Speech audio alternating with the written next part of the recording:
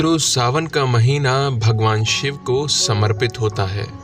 भगवान भोलेनाथ को प्रिय श्रावण मास में उनका आशीर्वाद लेने के लिए भक्त उनकी पूजा अर्चना करते हैं।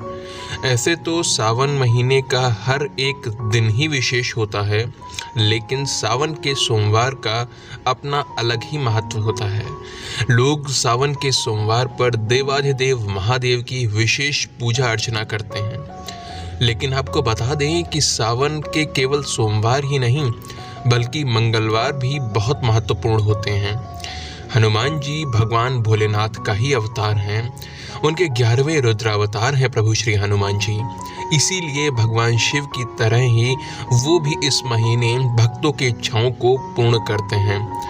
सावन का महीना भगवान शिव के साथ साथ बजरंगबली को भी प्रसन्न करने के लिए एक उपयुक्त अवसर प्रदान करता है। तो आज के इस वीडियो में हम आपको एक ऐसे अचूक उपाय के बारे में बताएंगे जिससे आप सावन के महीने में प्रभु श्री हनुमान जी को शीघ्र अतिशीघ्र प्रसन्न करके परम लाभ प्राप्त कर सकते हैं। और ये उपाय केवल सावन के महीने में ही नहीं बल्कि किसी भी महीने में कभी भी किया जा सकता है। लेकिन सावन का अपना अलग महत्व है, इसीलिए सावन में अगर ये उपाय आप करते हैं तो उसका शीघ्र फल हमें देखने को मिलता है। लेकिन ये उपाय किया कभी भी जा सकता है। और हाँ, केवल मंगलवार ही नहीं बल्कि शनिवार को भी ये उपाय किया जा सकता है। चलिए अब आपको बताते हैं इस महत्वपूर्ण उपाय के बारे में। मित्रों, यह उपाय है प्रभु श्री हनुमान जी को चोला चढ़ाने का उपाय। हनुमान जी को चोला चढ़ाने से व्यक्ति की सारी मनोकामनाएं पूरी होती हैं। इसके अलावा मंगलवार को किया गया ये उपाय कुंडली में मंगल ग्रह को भी मजबूत करता है, जिससे मंगल ग्रह शुभ फल देने वाला बन जाता है। लेकिन ये लाभ तभी होंगे जब चोला चढ़ाने के लिए ज़रूरी नियमों का पालन किया जाए, साथ ही चोला सही विधि से चढ़ाया जाए।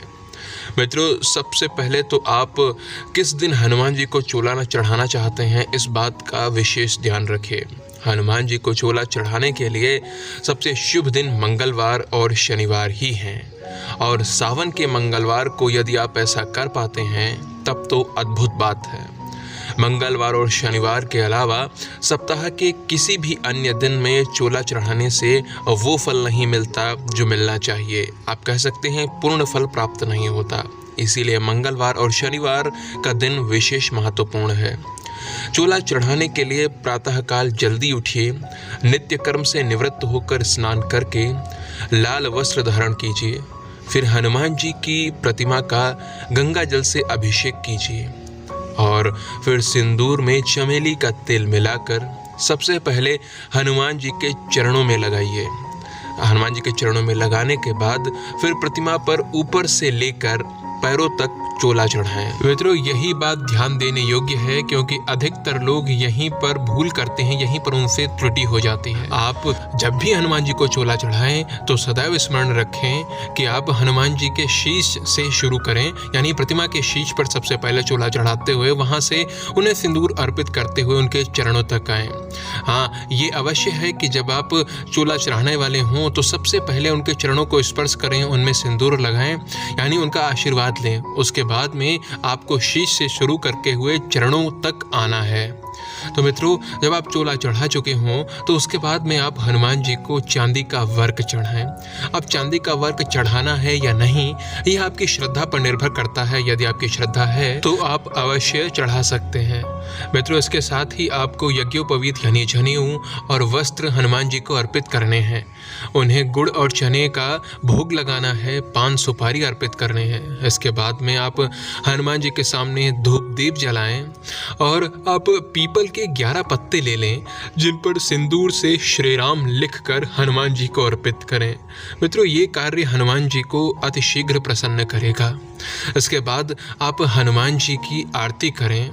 उनके चरणों से थोड़ा सा सिंदूर लेकर आप अपने मस्तक पर भी लगा सकते हैं। इससे आपकी हर मनोकामना पूरी होगी। आपको पता है, हनुमान जी को यदि आप चोला चढ़ाते हैं तो हनुमान जी अति प्रसन्न हो जाते हैं। इसके पीछे की कथा आप जानते ही होंगे। अपने प्रभु श्री राम जी को प्रसन्न करने के लिए हनुमान जी ने अपने पूरे शरीर पर सिंदूर का लेप कर लिया था।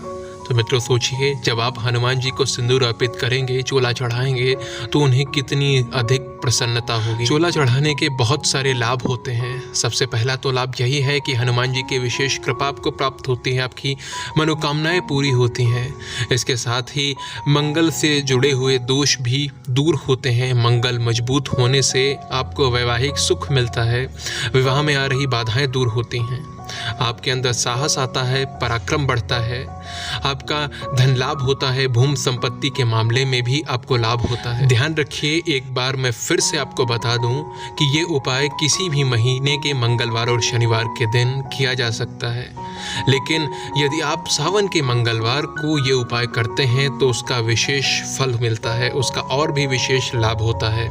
इसीलिए सावन में जब भी आपको अवसर मिले तो आप मंगलवार के दिन ये चोला चढ़ाने का उपाय अवश्य कीजिए। आपके मन में यदि कोई प्रश्न है इस विषय को लेकर तो आप कमेंट सेक्शन में लिख सकते हैं, हमसे पूछ सकते हैं। आपके प्रश्नों के उत्तर देने का मैं प्रयास करूंगा। जय जय सिया राम, जय जय प्रभु श्री हनुमान जी।